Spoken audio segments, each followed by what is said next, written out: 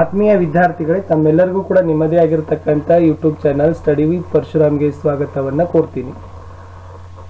So ಇವತ್ತು SSLC ಪರೀಕ್ಷೆ 2022ಕ್ಕಾಗಿ ನಿಶ್ಚಿತ ಪ್ರಶ್ನೆ ಖಚಿತ ಅಂಕ ಅಂತಕ್ಕಂಥ ಸಮಾಜ ವಿಜ್ಞಾನ ವಿಷಯದ 4ನೇ ಭಾಗದ ವಿಡಿಯೋದಲ್ಲಿ ಮೋಸ್ಟ್ ಎಕ್ಸ್ಪೆಕ್ಟೆಡ್ ಕ್ವಶನ್ಸ್ಗಳನ್ನು ನೋಡ್ತಾ ಇದ್ದೀವಿ. ನಿಶ್ಚಿತ ಪ್ರಶ್ನೆ ಅಂದರೆ ಗ್ಯಾರಂಟಿ ಆಗಿರ್ತಕ್ಕಂಥ ಕ್ವಶನ್ನು, ಖಚಿತ ಅಂಕ ಅಂತಂದರೆ ಸೊ ಶ್ಯೂರ್ ಆಗಿರ್ತಕ್ಕಂಥ ನೀವು ಅಂಕಗಳನ್ನು ಏನು ಮಾಡ್ಬೋದಪ್ಪ ಅಂತಂದರೆ ಪಡಿಬಹುದು. ಇದಕ್ಕಿಂತ ಮೊದಲಿನ ವಿಡಿಯೋಗಳನ್ನು ನೋಡದಿದ್ರೆ ಮೇಲೆ ಐಕಾರ್ಡಲ್ಲಿ SSLC ಎಕ್ಸಾಮ್ 22 ಅಂತಕ್ಕಂಥ ಒಂದು ಪ್ಲೇಲಿಸ್ಟನ್ನು ಸಜೆಸ್ಟ್ ಮಾಡ್ತೀನಿ, ಅದನ್ನು ತಾವು ಒತ್ತಿ ನೋಡ್ಬೋದು.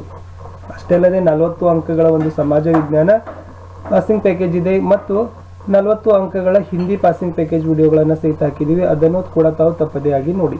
ಹಾಗಾದರೆ ಹೊಸಬರಾಗಿದ್ದರೆ ಚಾನಲನ್ನು ಸಬ್ಸ್ಕ್ರೈಬ್ ಮಾಡಿ, ನಮ್ಮ ಟೆಲಿಗ್ರಾಮ್ ಗ್ರೂಪ್ಗೆ ಬಂದು ಸೇರಿಕೊಳ್ಳಿ. ಅದರ ಲಿಂಕನ್ನು ಈ ವಿಡಿಯೋದ ಡಿಸ್ಕ್ರಿಪ್ಷನ್ ಬಾಕ್ಸ್ನಲ್ಲಿ ಹಾಕಿದ್ದೀನಿ.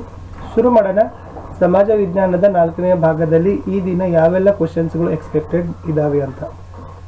ಮೊದಲ ಪ್ರಶ್ನೆ ಬಂತು, ಬ್ರಹ್ಮ ಸಮಾಜದ ಬೋಧನೆಗಳು ಯಾವುವು ಅಂತಕ್ಕಂಥದ್ದು. ಸೊ ತಮಗೆಲ್ಲ ಗೊತ್ತಿದ್ದಂಗೆ ಬ್ರಹ್ಮ ಸಮಾಜವನ್ನು ಸ್ಥಾಪನೆ ಮಾಡಿರ್ತಕ್ಕಂಥ ಸಮಾಜ ಸುಧಾರಕ ಬಂದ್ಬಿಟ್ಟು ರಾಜಾರಾಮ್ ಮೋಹನ್ ರಾಯ್ ಅವರು. ಈ ರಾಜಾರಾಮ್ ಮೋಹನ್ ರಾಯ್ ಅವರು 1828ರಲ್ಲಿ ಬ್ರಹ್ಮ ಸಮಾಜವನ್ನು ಆರಂಭಿಸ್ತಾರೆ. ಅದರ ಪ್ರಮುಖ ಬೋಧನೆಗಳಲ್ಲಿ ಮುಖ್ಯವಾಗಿ ಅವರು ಏಕದೇವತಾರಾಧನೆಯನ್ನು ಪ್ರತಿಪಾದನೆಯನ್ನು ಮಾಡ್ತಾರೆ.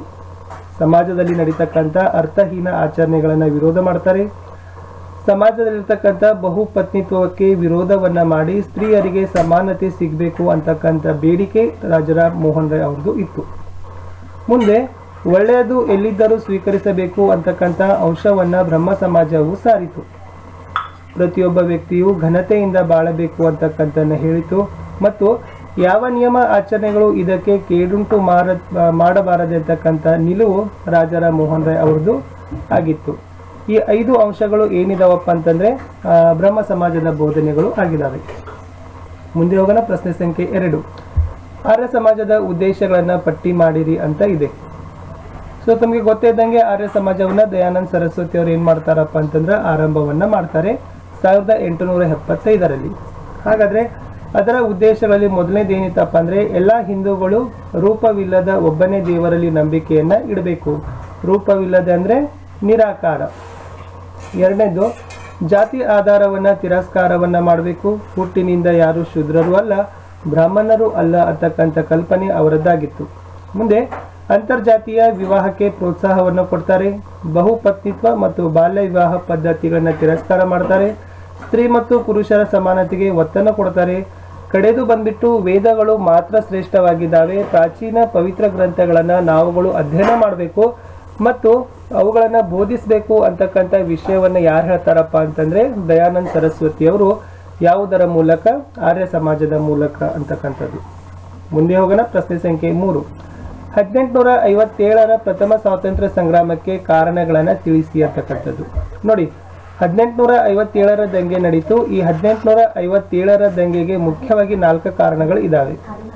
ಒಂದೊಂದು ಕಾರಣಗಳು ಮತ್ತು ಆ ಕಾರಣದಲ್ಲಿ ಬರ್ತಕ್ಕಂಥ ಅಂಶಗಳನ್ನು ನೋಡೋದಾದ್ರೆ ಮೊದಲಿಗೆ ಏನಪ್ಪಾ ಅಂತಂದ್ರೆ ರಾಜಕೀಯ ಕಾರಣಗಳು. ನೋಡಿ, ಈ ರಾಜಕೀಯ ಕಾರಣ ಏನಪ್ಪಾ ಅಂತಂದ್ರೆ ಲಾರ್ಡ್ ಡೌಲ್ಹಾಸಿ ಅವರು ದತ್ತು ಮಕ್ಕಳಿಗೆ ಹಕ್ಕಿಲ್ಲ ಅಂತಕ್ಕಂಥ ನೀತಿಯನ್ನ ಜಾರಿ ಮಾಡ್ತಾರೆ. ಈ ದತ್ತು ಮಕ್ಕಳಿಗೆ ಹಕ್ಕಿಲ್ಲ ಅಂತಕ್ಕಂಥ ನೀತಿಯ ಕಾರಣದಿಂದ ಏನಾಗ್ತದಪ್ಪ ಅಂತಂದ್ರೆ ಎಷ್ಟೋ ಸಂಸ್ಥಾನಗಳು ಬ್ರಿಟಿಷರ ವಶವಾಗ್ತವೆ. ಅದು ಸತಾರ ಆಗಿರ್ಬೋದು, ಜೈಪುರ್, ಝಾನ್ಸಿ, ಉದಯ್ಪುರ್. ಸೊ ಇದರಿಂದನೂ ಕೂಡ ಏನಾಗ್ತದಪ್ಪ ಅಂದ್ರೆ ದಂಗೆ ಹೇಳ್ತದ. ಎರಡನೇದು ಆರ್ಥಿಕ ಕಾರಣಗಳು ಅಂತ ಹೇಳಬಹುದು. ಆರ್ಥಿಕ ಕಾರಣಗಳಲ್ಲಿ ಏನಿದೆ ಅಂತಂದ್ರೆ ಇಂಗ್ಲೆಂಡ್ನಲ್ಲಿ ಕೈಗಾರಿಕಾ ಕ್ರಾಂತಿ ಆಗ್ತದ. ಆಮೇಲೆ ಭಾರತೀಯ ಕರಕುಶಲಗಳು ಏನಾಗ್ತಾವಪ್ಪ ಅಂದ್ರೆ ದೇಶೀಯ ಕೈಗಾರಿಕೆಗಳ ಕ್ಷೀಣಿಸ್ತಾವ. ಇದರಿಂದನೂ ಕೂಡ ಏನಾಗ್ತಾರಪ್ಪ ಅಂದ್ರೆ ಜನ ಬೀದಿಗೆ ಬರ್ತಾರೆ. ಇದು ಕೂಡ ಒಂದು ಆರ್ಥಿಕ ಕಾರಣಗಳಲ್ಲಿ ಒಂದು. ಮೂರನೇದು ಆಡಳಿತಾತ್ಮಕ ಕಾರಣಗಳು ಅಂತ ಹೇಳ್ತೀವಿ. ಆಡಳಿತಾತ್ಮಕ ಕಾರಣಗಳಂದ್ರೆ ಇಂಗ್ಲಿಷರು ಹೊಸದಾಗಿರ್ತಕ್ಕಂಥ ನಾಗರಿಕ ಮತ್ತು ಅಪರಾಧ ಕಾಯ್ದೆಗಳನ್ನ ಜಾರಿಯನ್ನ ಮಾಡ್ತಾರೆ. ಇದರಲ್ಲಿ ಪಕ್ಷಪಾತ ಇರ್ತದ.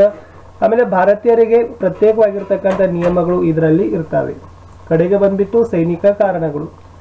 ಸೈನಿಕ ಕಾರಣಗಳಲ್ಲಿ ಹೇಳೋದಾದ್ರೆ ಬ್ರಿಟಿಷರು ಮತ್ತು ಭಾರತೀಯ ಸೈನಿಕರಲ್ಲಿ ಭಾರತೀಯ ಸಿಪಾಯಿಗಳಿಗೆ ಕಳಪೆ ಸ್ಥಾನಮಾನ, ಕಳಪೆ ವೇತನ ಭತ್ಯೆ ಇವುಗಳೆಲ್ಲ ಇತ್ತು. ಸೊ ಇದರಿಂದನೂ ಕೂಡ ಸೈನಿಕರು ಏನ್ ಮಾಡ್ತಾರಪ್ಪ ಅಂದ್ರೆ ರುಚಿಗೆ ಹೇಳ್ತಾರೆ.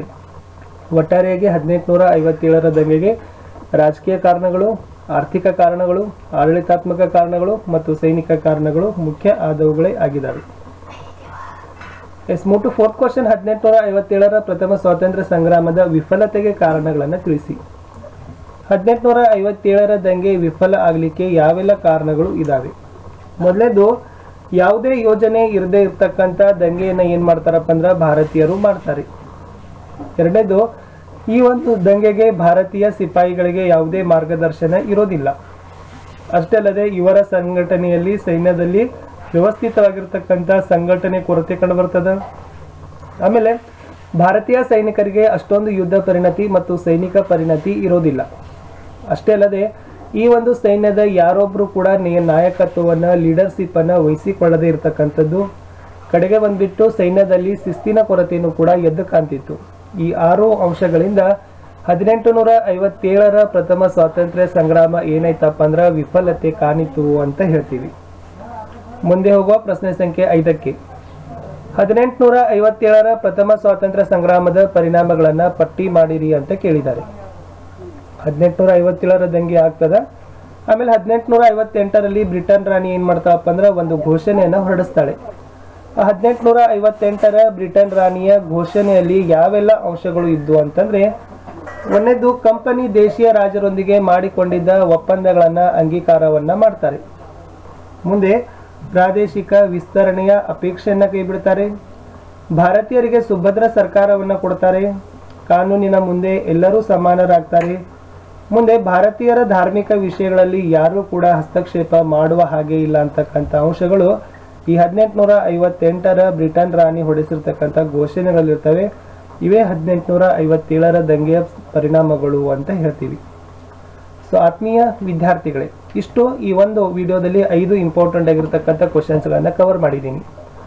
ಅದು ಬ್ರಹ್ಮ ಸಮಾಜದ ಬೋಧನೆಗಳಾಗಿರ್ಬೋದು, ಆರ್ಯ ಸಮಾಜದ ಉದ್ದೇಶಗಳಾಗಿರ್ಬೋದು, 1857ರ ದಂಗೆಗೆ ಕಾರಣಗಳು, 1857ರ ದಂಗೆಯ ಪರಿಣಾಮಗಳು ಅಂತಕ್ಕಂಥದ್ದು ತುಂಬಾ ಇಂಪಾರ್ಟೆಂಟ್ ಆಗಿರ್ತಕ್ಕಂಥ ಕ್ವಶನ್ಸ್ಗಳನ್ನ ಕವರ್ ಮಾಡಿದ್ದೀನಿ. ಸೊ ಬಹಳ ಇಂಪಾರ್ಟೆಂಟ್ ಆಗಿರ್ತಕ್ಕಂಥವುಗಳನ್ನ ಕ್ವಶನ್ಸ್ಗಳಿದ್ದಾವೆ. ಪದೇ ಪದೇ ಇವುಗಳನ್ನ ನೋಡಿ ಬರ್ಕೊಂಡ್ರೆ ಸಾಕು, ಖಂಡಿತವಾಗಿ ನೀವುಗಳು ಅಂಕಗಳನ್ನ ಗಳಿಸಬಹುದು. ಸಮಯ ಕಡಿಮೆ ಇದೆ, ಸಮಯವನ್ನ ಅಪವ್ಯಯ ಮಾಡದೆ, ಹಾಳು ಮಾಡದೆ ಒಂದು ರೀತಿಯಾಗಿರ್ತಕ್ಕಂಥ ಯೋಜನೆ ಇರಲಿ, ಶಿಸ್ತಿನ ಒಂದು ಅಭ್ಯಾಸ ನಿಮ್ಮದಾಗಿರಲಿ. ಮುಂದೆ ಬರ್ತಕ್ಕಂಥ ಪರೀಕ್ಷೆಗಳು ಚೆನ್ನಾಗಾಗ್ಲಿ. ಆ ಎಲ್ಲ ಅಂಕಗಳನ್ನ ಏನಾಗಬೇಕಪ್ಪ ಅಂದ್ರೆ ನಿಮ್ಮ ಭವಿಷ್ಯದಲ್ಲಿ ಮುಂದಿನ ಒಂದು ಜೀವನದ ಜೊತೆಗೆ ಬೆಳಕಾಗಲಿ ಅಂತಕ್ಕಂಥದ್ದೇ ಆಶಯ ನಮ್ಮದು. ವಿಜ್ಞಾನ ಮತ್ತು ಕನ್ನಡದಲ್ಲಿನೂ ಕೂಡ ವಿಡಿಯೋಗಳನ್ನು ಹಾಕ್ತಾ ಇದ್ದೀವಿ. ತಾವುಗಳನ್ನು ನೋಡಿ ದಯಮಾಡಿ ವಿಡಿಯೋಗಳನ್ನು ನೋಡ್ತೀರಿ, ಆದರೆ ತಾವುಗಳು ಲೈಕ್ಗಳನ್ನು ಮಾಡೋದಿಲ್ಲ. ನಿಮ್ಮ ಲೈಕ್ಗಳು, ನಿಮ್ಮ ಶೇರ್ಗಳು ಮತ್ತು ನಿಮ್ಮ ಸಬ್ಸ್ಕ್ರಿಪ್ಷನ್ಗಳು ಅದುವೇ ನಮಗಿರ್ತಕ್ಕಂಥ ಒಂದು ಮೋಟಿವೇಶನ್ ಮತ್ತು ಇನ್ಸ್ಪೈರ್ ಅಂತ ಹೇಳ್ತೀವಿ. ಸೊ ಅದಕ್ಕಾಗಿ ದಯಮಾಡಿ ವಿಡಿಯೋಗಳನ್ನು ನೋಡಿದ ಕೂಡ ನಿಮ್ಮ ಫ್ರೆಂಡ್ ಸರ್ಕಲ್ಗಳಿಗೆ ಶೇರ್ಮನ್ನು ಅವಶ್ಯವಾಗಿ ಮಾಡಿರಿ. ಏನಾದರೂ ಡೌಟ್ಸ್ ಇದ್ದರೆ ಕಮೆಂಟ್ ಸೆಷನ್ನಲ್ಲಿನೂ ಕೂಡ ತಾವೇನು ಮಾಡ್ಬೋದಪ್ಪ ಅಂದರೆ ನಿಮ್ಮ ಕಮೆಂಟ್ಗಳನ್ನು ಪೋಸ್ಟ್ ಮಾಡ್ಬೋದು. Okay, thank you.